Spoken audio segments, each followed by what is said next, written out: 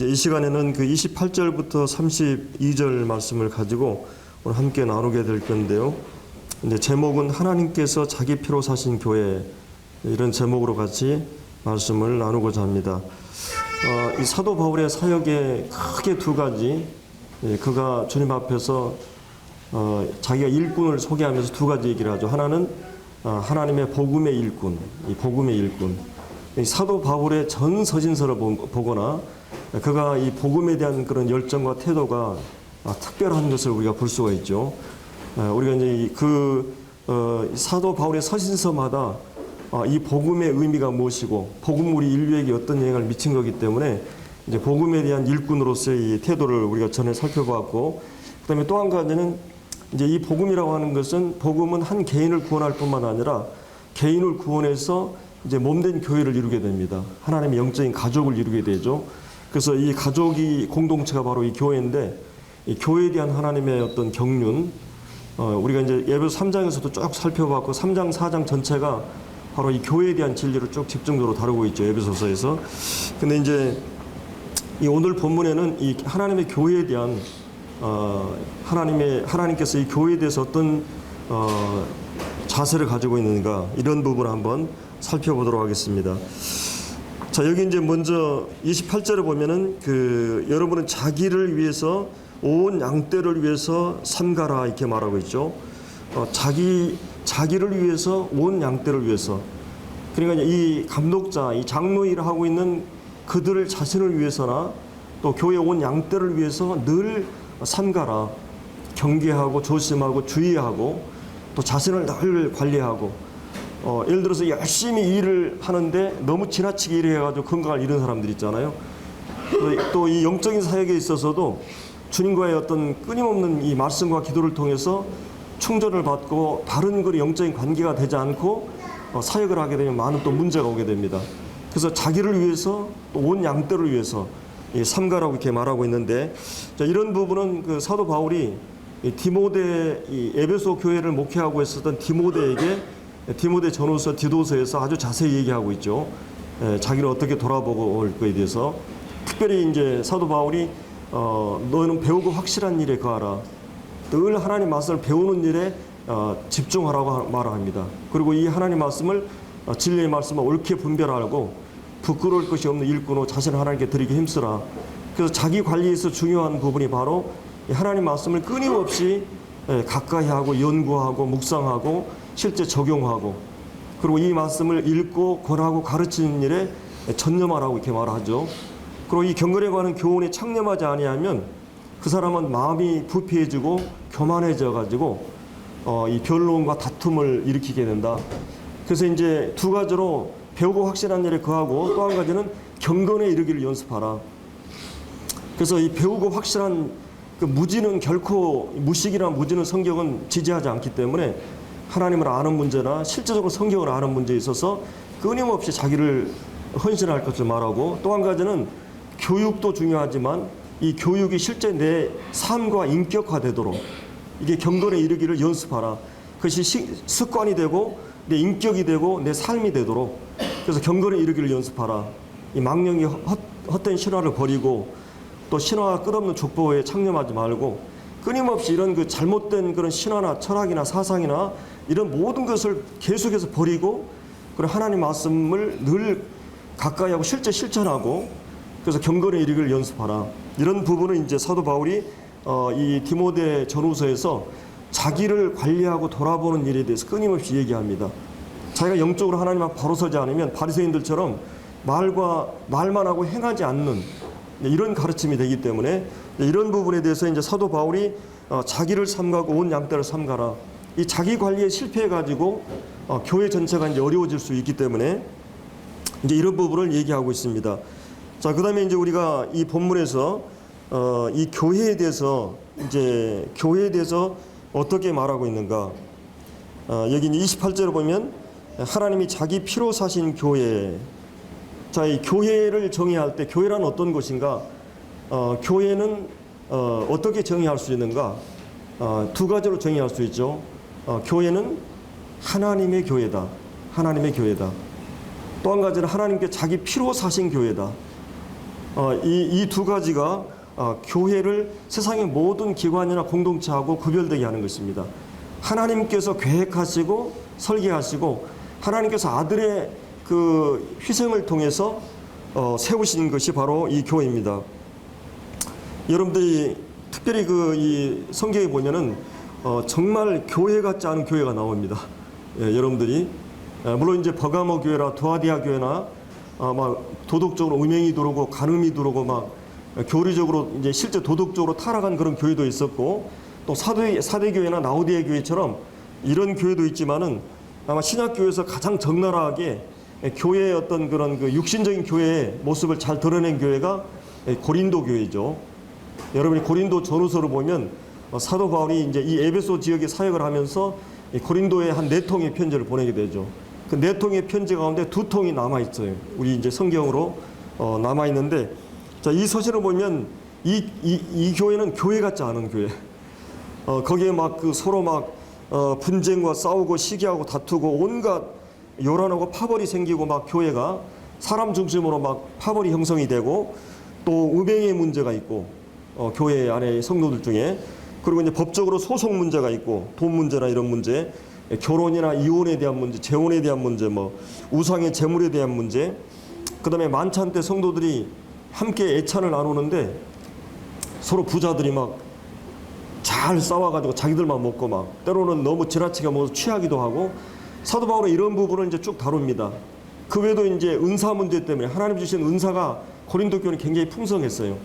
근데 은사가 오히려 이게 하나님의 교회 유익을 위해서 사용되는 게 아니라 서로 막 경쟁하고, 이 은사로 인해서 이 교회가 굉장히 소란해 있는, 자, 이게 이제 고린도 교회입니다. 여러분들 고린도 교회 하면 이게 정말 이게 교회일까 하는 생각을 할 수 있는데, 고린도전서 1장 1, 2절에 보면 이 교회를 향해서 하나님의 교회라는 말이 있어요.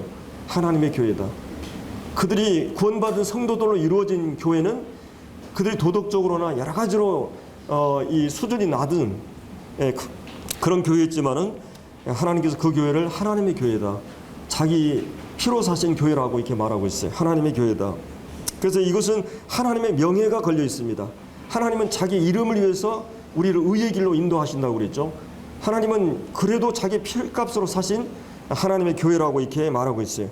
그래서 우리 성도들 개인뿐만 아니라 교회가 이 교회, 이 지상의 교회는 상태적으로 다양할 수 있습니다. 7교회처럼 사랑을 잃어버린 교회가 있을 수 있고, 교리적으로 타락한 교회가 있을 수 있고, 도덕적으로 타락한 교회가 있을 수 있고, 그 다음에 열심을 잃어버린 교회, 인간이 중심이 된 교회, 하나님이 중심이 아니고 이 라오디게 교회처럼, 그리고 열심이 없는 교회, 다양한 그런 교회들이 바로 지상의 교회들인데, 과연 우리 여주교회는 어떤 교회인가?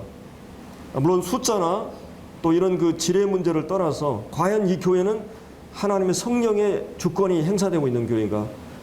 이런 그 교회의 상태나 수준을 우리가 이제 생각해 볼 수 있는데, 한 가지 분명한 것은 거듭난 성도들로 이루어진 교회는 그 사람이 2-3사람이 모이든지 하나님의 성령으로 거듭난 사람들로 구성된 모임은 하나님의 교회입니다. 그래서 우리가 이제 하나님의 교회, 우리가 하나님의 교회라고 하는 것을 생각해 볼 수 있고, 그 다음에 또 한 가지는 이제 28절에 나오는 자기 피로 사신 교회다. 하나님께서 직접 자기 피로, 하나님께서는 이 영적인 존재이기 때문에 어떤 면에서 피가 없죠. 근데 이 자기 사랑하는 아들을 피를 가진 육신을 입게 해서 이 세상에 오게 하셔서, 이것은 그 바로 자기 피죠. 자기 아들의 피이기 때문에 바로 이 자기 피로 사신 교회라고 말하고 있어요. 그리스도께서 특별히 사랑하신 교회, 모든 사람을 구원해서 궁극적으로 교회를 이루게 하기 위해서 사람들을 구원해냈습니다. 자, 아들의 희생을 통해서 얻은 교회입니다. 그 값은 어마어마한 지불을 통해서 이루어졌어요. 바로 이 죄의 값을 지불해야 되는 것은, 죄의 값은 죽음의 값을 지불해야 돼요. 죄의 삭은 사망이기 때문에 바로 주님께서 자기 피를 통해서 사셨다는 말은 자기의 죽음을 통해서 교회를 샀다고 하는 말입니다. 그래서 이제 이 자기 피로 사신 교회, 이 아버지는 자식을 사랑할 때 아버지의 사랑은, 하나님 아버지의 사랑은 이 아들의 사랑보다 더한 사랑이에요. 우리 예수님의 사랑은, 이 세상의 가장 큰 사랑은 자기 몸을 남을 위해서 내어주는, 친구를 위해서 목숨을 주는 자가 가장 큰 사랑이라고 했어요. 이 요한복음 15장에 보면. 그러니까 가장 큰 사랑은 자기 목숨을 내어주는 사랑이죠. 근데 자기 목숨보다 더한 사랑이 아들을 내어주는 사랑이에요. 사실은 이 아브라함이 독자 이삭을 내어주는 것은 엄청난 거죠.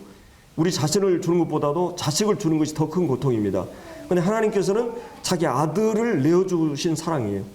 그러니까 이 하나님의 사랑으로 우리가 이 사랑을 통해서 이 교회가 탄생한 것입니다. 그래서 로마서 8장에 보면 이 예수 그리스도의 사랑에서 끊을 수 없다. 그 다음에 아버지의 사랑에서 끊을 수 없다 그랬어요. 이 사랑, 우리가 이제 거듭났다고 하는 것은 우리가 이제 성경에 보면 빛이라는 말이 나오죠. 빛과 그 다음에 생명과 그 다음에 이제 사랑이라는, 여러분 영어에 보면 다 이 L자로 시작이 돼요. 이 빛, 나이트. 이 빛은 다른 말로 하면 이것은 진리죠. 하나님의 진리, 예수 그리스도 안에 하나님의 모든 것이 나타났어요. 우리가 죄인인 것을 드러내놓고 예수 그리스도가 어떤 분인가, 하나님이 어떤 분인 것을 다 진리의 빛을 예수 그리스도 안에 드러냈어요. 우리는 이 빛을 받고 이 어둠에서 물러나고 우리 영적인 눈을 뜨게 되고 이 무엇을 사물을 보기 위해서는 두 가지 조건이 필요합니다. 예를 들어 지금 낮에 태양이 비치지만은 내가 소경이면 볼 수 없어요. 또 내가 눈을 뜨고 볼 수 있지만 밤이면 어두우면 볼 수 없어요. 그래서 이 예수 그리스도라는 빛과 내가 영적으로 눈을 떼야만, 이 두 조건이 갖춰져야만이 사물을 분별할 수 있고 이해할 수 있게 됩니다. 근데 이제 예수 그리스도가 자신이 빛이었고 우리의 영적인 눈을 뜨게 해서 성령께서 바로 이 복음 안에 나타난 하나님의 모든 진리들을 알게 되므로, 이 진리를 알게 되므로 이 빛을 통해서 우리는 생명을 얻게 되었어요. 하나님의 생명을, 이 라이프, 또 이 생명. 그래서 이 빛을 통해서 이 진리와 생명, 이거는 교회밖에 없어요. 복음 안에만이 진리와 빛이 있습니다. 그리고 이제 이 생명, 삶을 우리에게 주셨어요. 그래서 예수님이 내가 온 것은 너희로 영생을 얻게 하고 생명을 얻게 하고, 그 생명 자체만 주어진 게 아니라 이 생명을 풍성하게 살도록. 여러분이 구원받고 나서 예수 그리스도를 말씀을 통해서나 삶을 통해서 계속 깊이 알아가면 알아갈수록 삶이 더 풍요로워져요. 그러니까 영생 얻는 그것, 천국 가는 티켓 따는 것으로 끝나는 게 아니라 풍성한 삶을 위해서 우리를 구원하셨어요. 그래서 우리는 끊임없이 주님을 알아가고 이 말씀을 알아가면서 하나님을 알아가는 이 삶을 우리에게 주셨어요. 그리고 삶의 내용은 뭐냐? 결국은 생명과 삶의 내용은 하나님의 성품인 이 사랑이에요. 사랑이 없는 이 생명, 그것은 거짓이에요. 하나님을 사랑하게 되고 성도들을 사랑하게 되고 이 내신이를 사랑하고 내신자들을 사랑하게 돼 있어요. 하나님 아버지를 사랑하고 가족을 사랑하게 됐어요. 우리가 이 자식으로 태어나면 부모님을 사랑하게 되고 우리 형제들을 사랑하게 됐어요. 한 피고 한 생명이니까. 그리고 우리가 사랑할 수밖에 없는 조건을 가지고 거듭나게 된 것이. 우리는 이제 성도들을 사랑하고 하나님 아버지를 사랑하게 됐어요. 그리고 이 말씀을 경외하게 되고 이 사랑하게 됐습니다. 이 계명을 지키지 않은 자는 나를 사랑하지 않는다 그랬어요. 나를 사랑하게 되면 하나님 계명을 지켜야 돼요. 말씀을 주의하게 되고 가까이 하게 돼 있어요. 그래서 이제 이런 부분에도 소홀히 하게 되면 이제 영적으로 우리가 이 병이 들게 되는데, 여하튼 하나님께서는 이 교회를 생각할 때 우리가 생각하는 것하고 달라요. 부모가 자식을 사랑하는 것처럼 이 부모들도 이제 이 자기 몸과 같이 자식을 사랑하잖아요. 저도 우리 혜선이가 파리 갔을 때 파리에 열차 사고가 났어요. 근데 그때가 저녁 9시 뉴스니까 이게 보니까는 거기 파리는 낮 2시더라고요. 분명히 지금 여행을 하게 되면 열차를 타고 이렇게 하게 되잖아요. 근데 9명이 사망했어요. 우리 이제 부부는 완전히 긴장했죠. 9시 반부터 10시까지 그냥 괜히 막 회개하는 마음이 일어나고 주님 앞에 긴장했어요. 그 짧은 시간인데 엄청 길게 느껴지더라고요. 근데 딱 10시가 돼서 이제 전화 통화가 됐어요. 아, 살았구나. 예, 자식은 내 몸 것 같아요. 만약에 그가 어떻게 됐다면 정말 이 여자들은 막 기절하잖아요. 이런 그 부모는 이 자식에 대한 특별한 애정을 가지고 있습니다. 하나님께서 우리를 볼 때 그렇게 보셔요. 사람들은 우리를 어떻게 보느냐, 세상이 어떻게 보느냐, 그게 아니에요. 하나님은 내 자식들을, 내 교회를 피값으로 사신 교회이기 때문에, 그래서 이 어머니는 바로 이 피를 통해서 자식을 얻었기 때문에, 그리고 이 아버지들은 땀을 통해서 이 자식을 기르게 돼 있어요. 이 땀과 피와 눈물로 자식을 키우게 되는 것입니다. 자식에 대한 이 애정은 각별한 것이에요. 그래서 하나님께서 자기 피로 사셨다. 하나님이 교회를 어떻게 보시는가? 그래서 우리도 하나님 앞에서 이 교회를 그런 태도로 봐야 되겠죠. 하나님이 교회를 어떻게 보고 계시는가? 하나님 교회에 대한 어떤 경륜과 목적을 가지고 계시는가?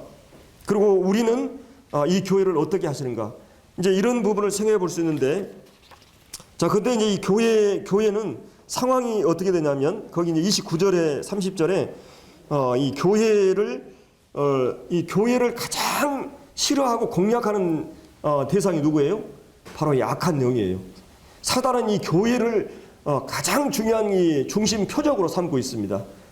그리고 이 교회를 무너뜨리는 것을 그의 모든 목적으로 삼고 있어요.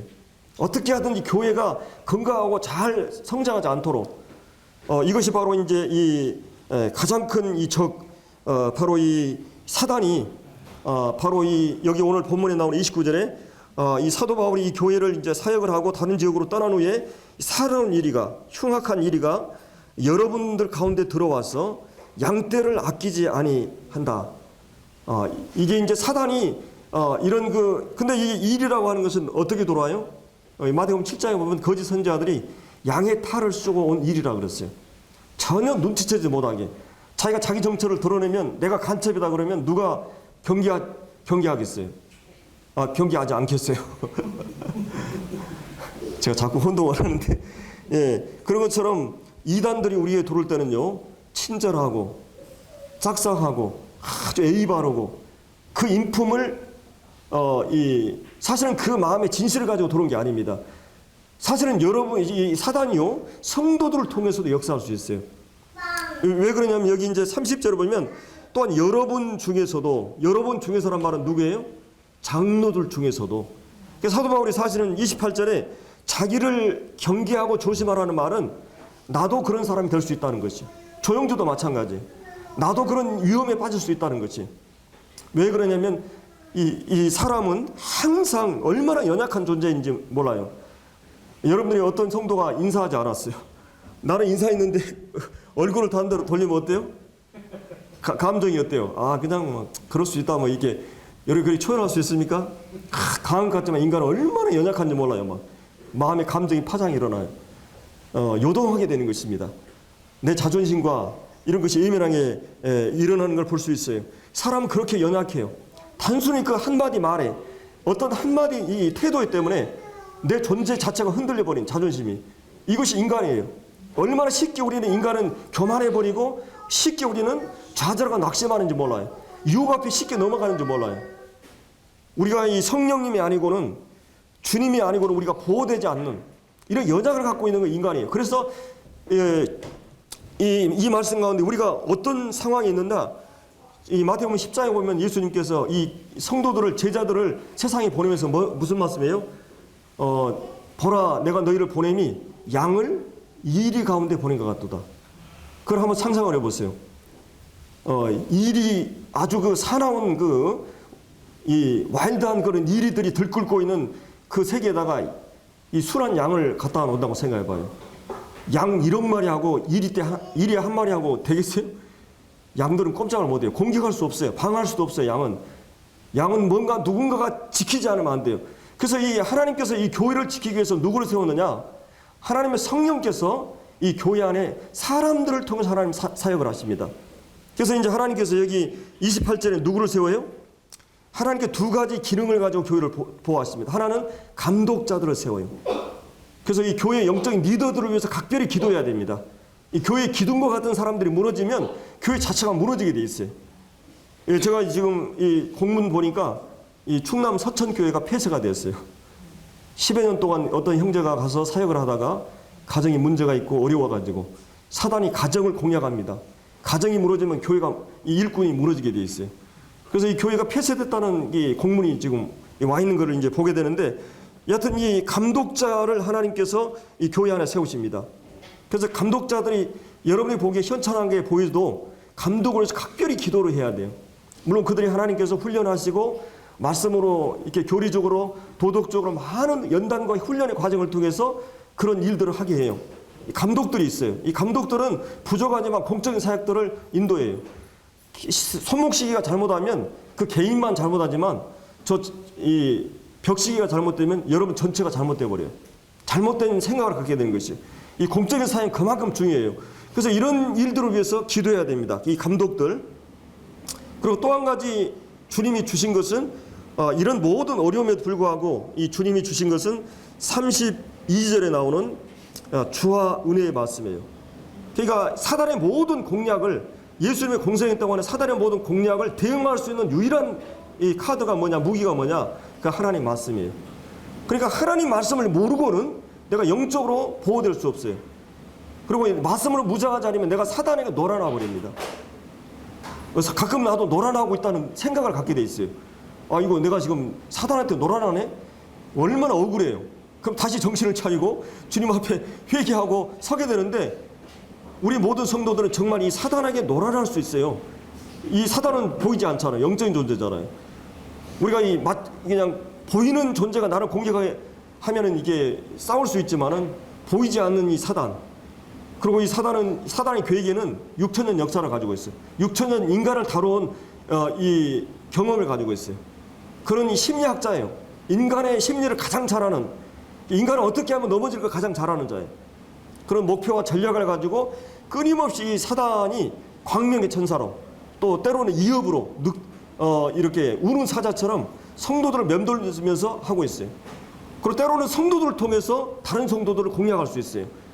그렇기 때문에 우리가 영적으로 깨어있지 않으면, 그래서 사도 바울이 이 자기를 돌아보는, 자기를 삼가는 가장 중요한 일이 31절에 나오는 일깨어라는 말이에요. 내가 태만하고 부지하고 이렇게 되면 내가 긴장을 늦춰버리면 나는 사단에게 놀아날 수가 있기 때문에, 그래서 이제 이 하나님께서 이 자기 피로 사신 교회, 하나님이 사신 이 교회를 어떻게 돌아보느냐 하면, 감독들을 통해서, 감독들이 하는 일 가운데 가장 중요한 일은 뭐예요? 결국 한마디로 말씀 사역이에요. 말씀에 능한 사람이에요. 그리고 그것은 신방을 할 때도 말씀으로 해요. 상담을 할 때도 말씀으로 해요. 그리고 그룹 교제에도 말씀으로 해요. 거기 이제 20장 20절에 이 사도 바울이 그런 얘기하죠. 유익한 것은, 하나님의 말씀을 통해서 유익한 것은 무엇이든지 공중 앞에서나 대중설교나 각 집에서, 이거는 각 가정마다 그룹적으로 그룹 교제와 같은 거예요. 가정에서 일어난 이 일이나 또 이 골로새서 1장에 보면, 1장 28절에 보면 각 사람을 이렇게 했어요. 제가 이 오종경제는 지금 개인적으로 맨투맨으로 지금 하고 있잖아요. 제가 구원받기 전에도 한 몇 개월을 해요. 구원받고 나서도 한 1년은 해요. 그 각 사람을 개인적으로 가르쳤다는 것이, 훈련했다는 것입니다. 개인적으로 하는 일과 그룹으로 하는 일과 그다음 대중으로 하는 일, 모든 일을 통해서 이 하나님의 말씀을 통해서 무장시키는 거예요. 이 성도들은 그래서 이 말씀을 떠나 가지고는 내가 영적으로 절대 이 보호를 받을 수가 없게 되는 것입니다. 그래서 이제 감독들과 그다음에 이 말씀, 이 두 가지를 이제 얘기하고 있는데, 제가 이제 32절에 나오는 이 하나님 말씀에 대해서는 제가 이제 한 번 더 충분한 교재를 드리도록 하겠습니다. 자, 이제 29절에 나오는 사나운 이리가 여기 나오고 있습니다. 이 사나운 이리는 이단의 모습으로 이제 나올 수가 있어요. 그리고 이제 이 교회에 많은 사람들이 이제 무교회주의, 탈교회주의자들이 많이 일어나고 있습니다.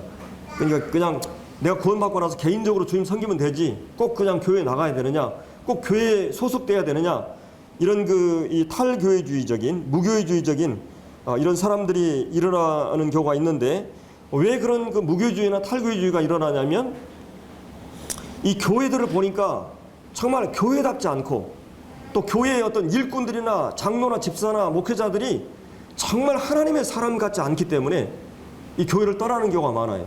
탈교회주의적인.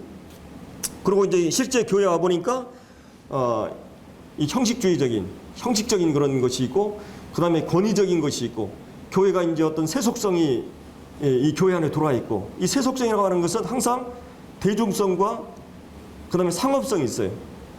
그러니까 결국은 이 세속성이라고 하는 것은 인간을 가장 중심에 두려고 하는 것이에요. 그러니까 대중성이라고 하는 것은 사람들에게, 이 매스미디어도 그러죠. 이 드라마도 다 이 시청률이 거기서 올라오는 것이죠. 사람들을 영웅하고 사람을 세우고 자기를 드러내고 하는 이 대중성이에요. 자기 명예와 자기를 드러내려고 하는, 또 한 가지는 상업성, 이익이 되느냐, 이익과 관련돼서 모든 걸 움직이게 돼 있어요.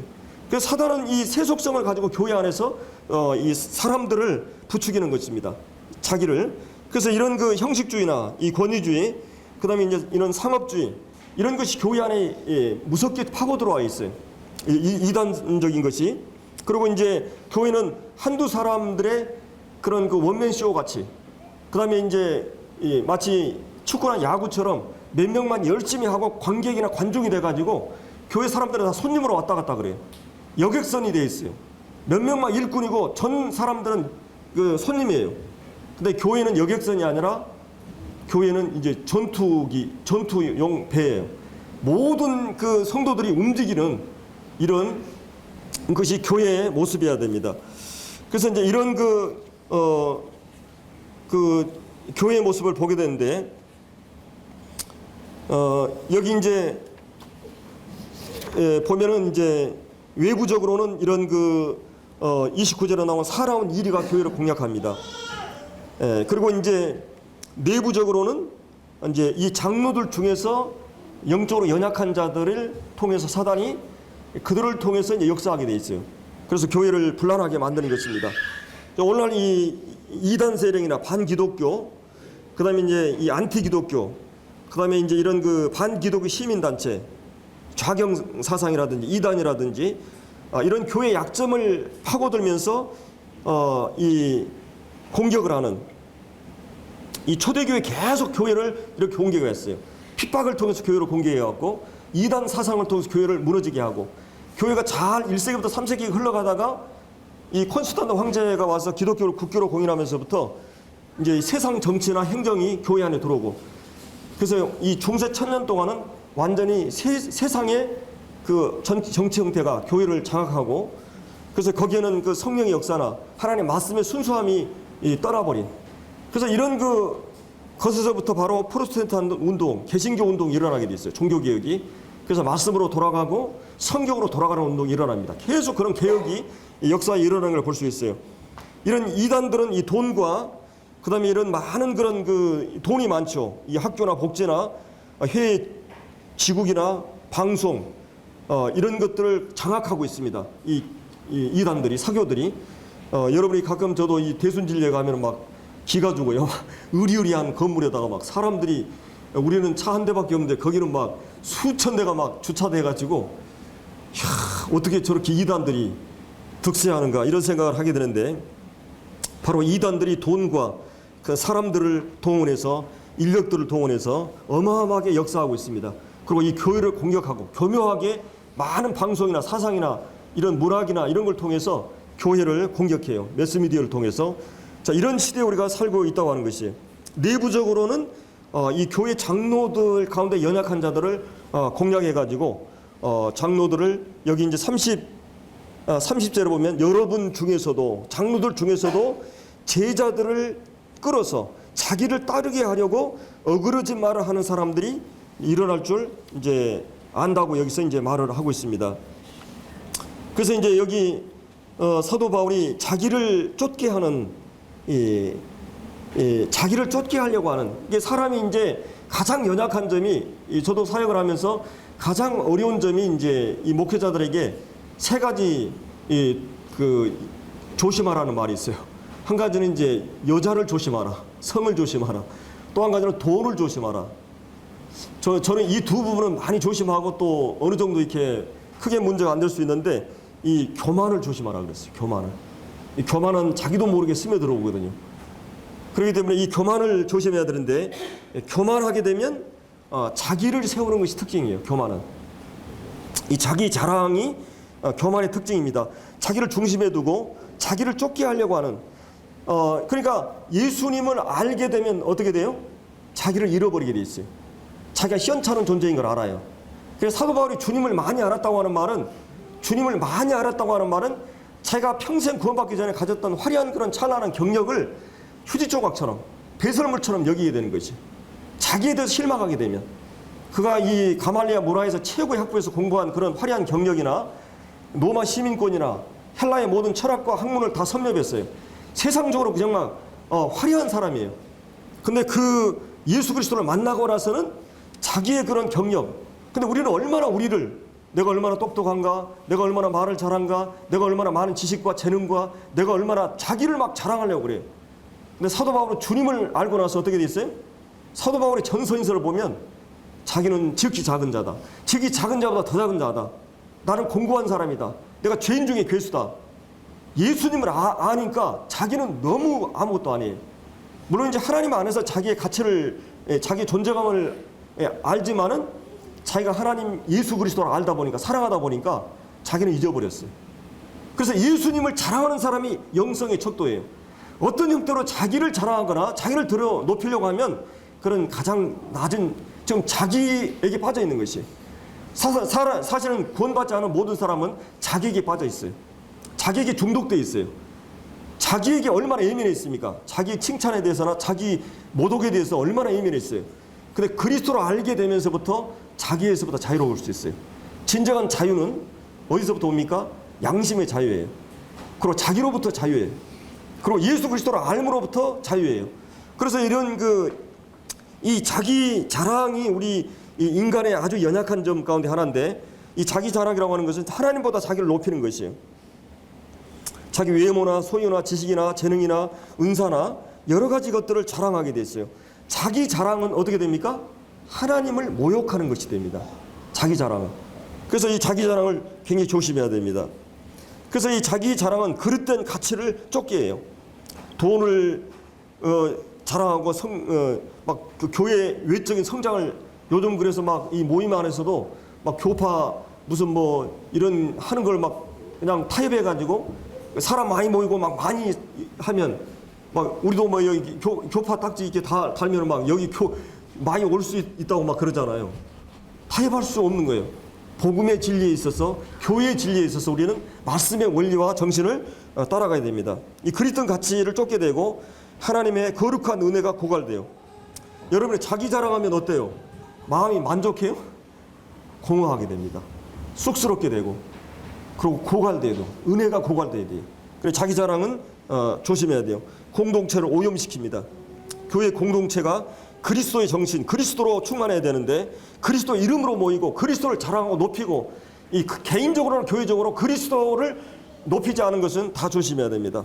그래서 존 오웬은, 유명한 그런 그 청교도 이 존 오웬이라는 분은 그 사람의 영성은 그 사람이 무엇을 자랑하느냐 보면 알 수 있다. 예수님, 하나님만 사랑한 사람은 그분만을 자랑하게 돼 있어요. 그래서 이 거룩한 삶의 은밀한 적이 뭐냐? 바로 이 자기 자랑이에요.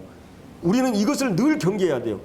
사실은 사도 바울의 평생 동안 자기와의 싸움이에요. 가장 무서운 치열한 전쟁은 사단과의 싸움 이전에 사단이 자기를 부추기거든요. 그래서 이 자기 자랑의 속성은, 이 속성과 의도는 뻐기는 것이고 적극적으로는 인정을 받으려는 의도예요. 인정받으면 얼마나 기분이 좋습니까? 매력적이고. 그래서 사실은 이것은 소금물과 같다. 설탕물과 같아요. 더울 때 우리가 소금을 먹으면 계속 갈증이 일어나는 것처럼 계속 거기에 우월감, 매력을 느끼게 되고, 여성들이 예쁘고 싶고 성형수술하고 그러면 자신감을 갖게 되고. 근데 이런 것들은 바벨탑이에요. 결국 자기 자랑은 공허함을 낳게 돼요.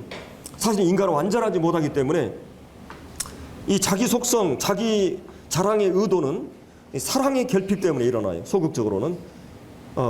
그래서 이제 이 인정받으려는 이 안달은 사랑해달라는 이 온 몸의 몸부림이에요.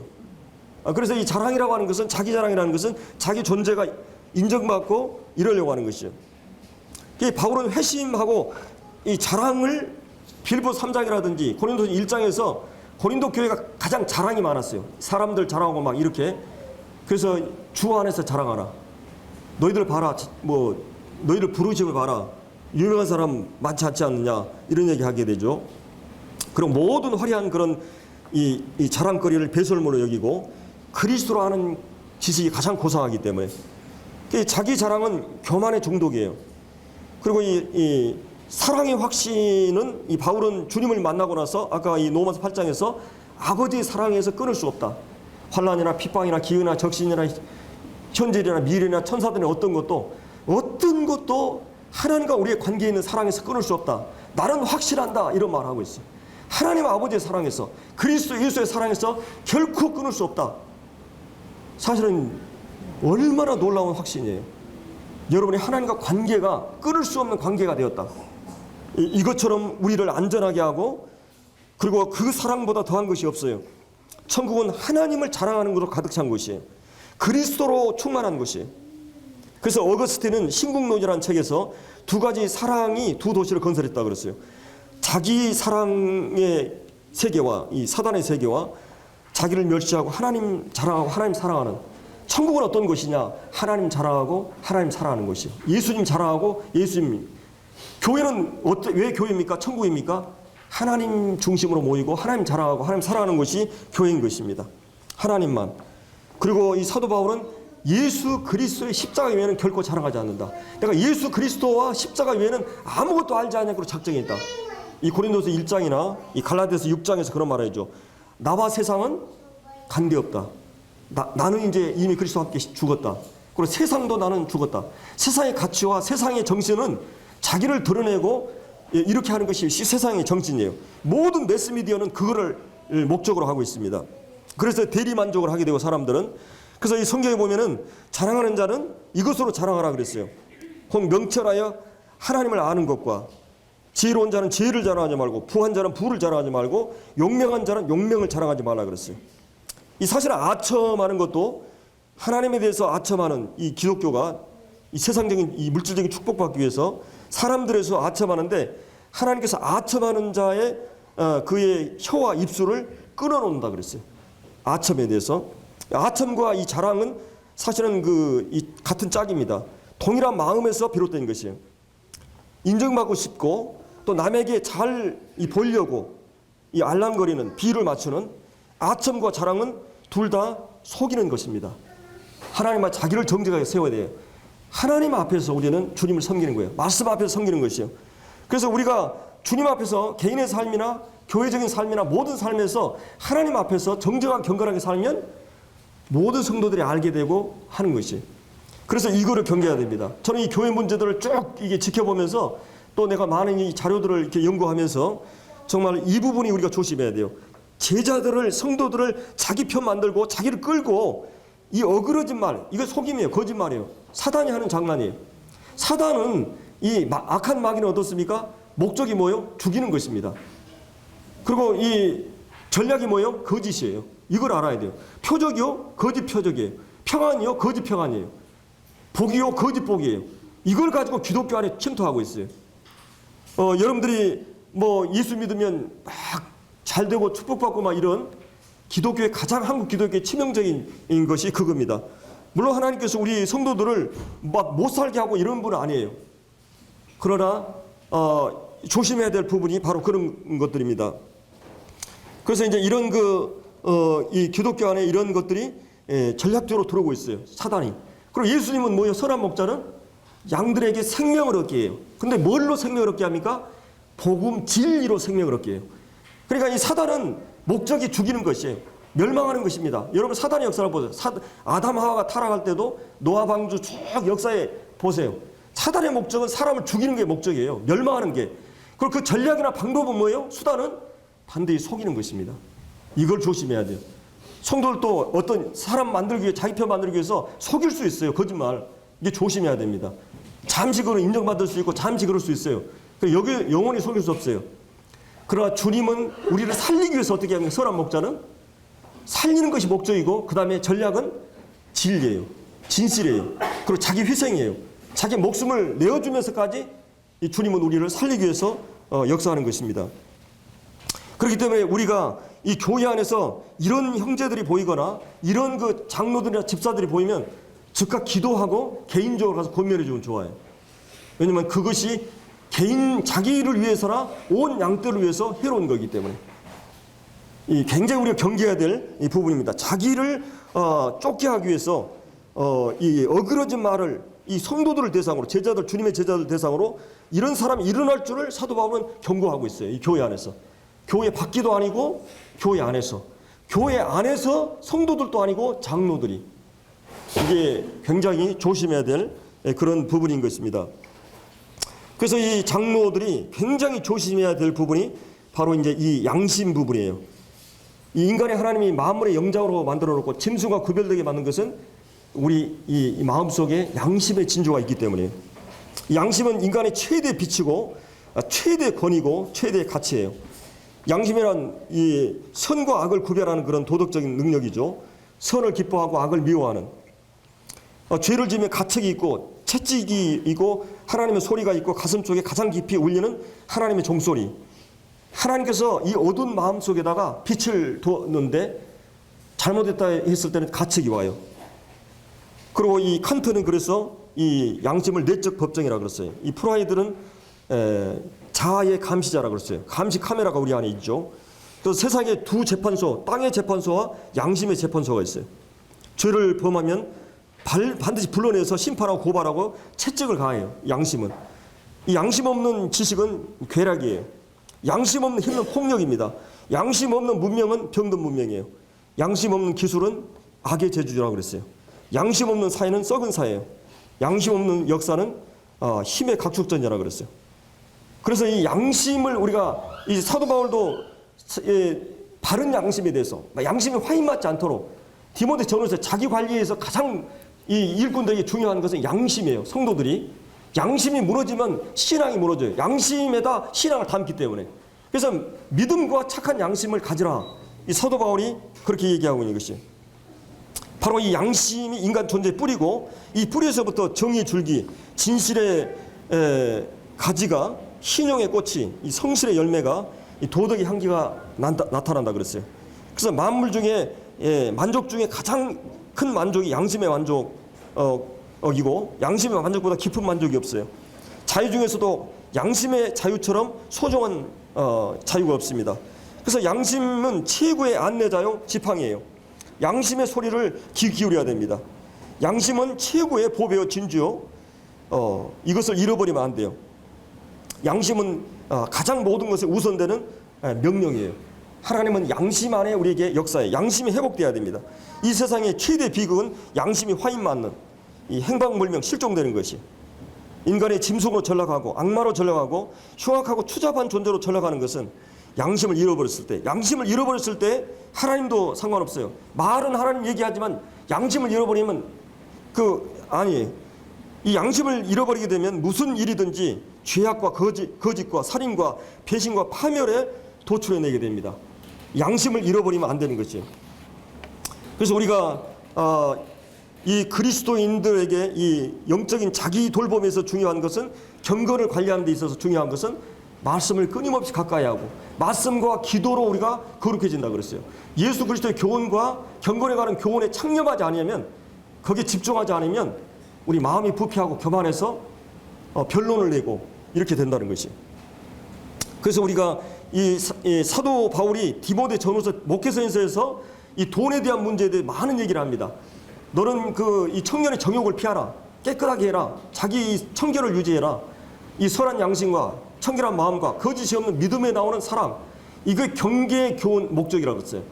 복음의 교훈의 복음의 목적은 뭐냐?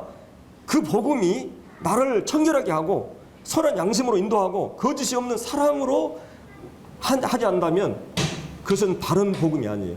이 은혜의 복음의 목적이 바로 거기에 있어요. 그래서 이제 이런 사도 바울이 특별히 자기 관리에 대해서 여기에 자기 관리에 대해서, 그리고 외부적인 이리들과 이 사단, 그리고 내부적인 장로들 중에서 이런 일이 일어날 것을 경계시키고 있는 것을 이제 보게 됩니다. 그래서 우리가 오늘은 이런 이 교회가 처한 상황이 어떤 것인가, 마치 세상 중에 세상의 한복판에 광야의 한복판에 이 이스라엘처럼, 이 아담과 하와가 에덴 동산에 했는데 사단이 그걸 공략하려고 그러잖아요. 그리고 교회가 이리 때들을 세상의 한복판에 교회가 있어요. 이 교회 망망대해에 한 외로운 배처럼 폭풍에 넘어지는 하는 이런 위태위태한 것이 바로 교회의 존재 모습이에요. 근데 교회가 왜 꺼지지 않느냐? 교회 왜 지금도 건재하느냐?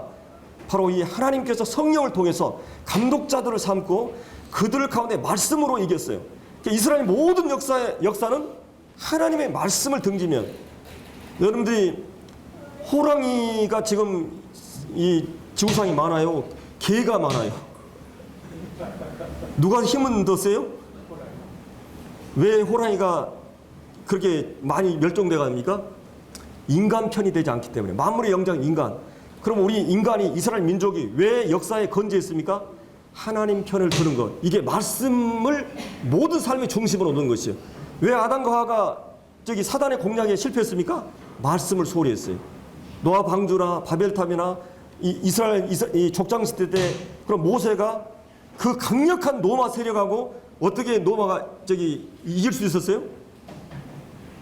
하나님 말씀을 받고 말씀 가지고 싸우는 거예요. 그리스도인들은 뭘로 싸우느냐? 말씀으로 싸우는 거예요. 말씀을 이 교회에 주신 거예요. 교회의 가장 중요한 권위는 말씀이에요. 말씀을 소홀히 하는 것은 교회 부패의 가장 큰 원인이 되는 것입니다. 그래서 예수님도 마찬가지요. 얼마나 유약한 아기로, 그러나 예수님이 강할 수 있었는 건 뭐예요? 예수님이 이 말씀이에요. 말씀으로 사단을 이기잖아요. 교회의 교회됨은 말씀이에요. 그래서 이 감독들은 말씀을 중심으로 이 말씀 사역이 가장 중요한 사역이고, 사도 바울은 모든 것 가운데 말씀을, 이 강력한 이리떼들 가운데서 우리를 지키고 교회를 지키는 유일한 무기는 뭐예요? 말씀이에요. 말씀을 중심에 세웠어요. 이스라엘 백성들이 막 그 강력한 외부 세력과 이 세력들의 그들의 군사적인 막 힘이나 막 물리력으로 이겼습니까? 다윗이 왜 이겼어요? 말씀 붙들었으니까 이기는 거예요. 그래서 이 사도 바울이 교회에게 주신 최고의 이 보루 수단은 바로 이 말씀이에요. 하나님의 말씀은 하나님의 인격을 받는 거예요. 말씀은 능력이 있어요. 말씀을 세우면 모든 것이 이길 수 있어요. 그리고 여러분들에게 지금 보이는 모든 불가능 같은 것들이 하나님의 말씀 한마디에 모두 가능하게 되는 것입니다. 그래서 우리가 기도할 때도 말씀을 붙들고 기도하는 것이에요. 그래서 이 교회에 이런 그 29절 30절에 나오는 이런 위태한, 우리 안에서 적이 일어날 수도 있고 우리 밖에서도 끊임없이 적이 우리를 공략하는데, 이런 한복판에서 우리가 유일하게 이길 수 있는 대안이 바로 31, 2절에 나왔어요. 내가 3년이나 너희들을 뭘로 일깨우고 가르쳤느냐. 그리고 이 주와 이 은혜의 말씀에게 너희들을 부탁한다. 이거 여러분을 든든히 세우고 영광스러운 기업을 있게 하게 될 것이다.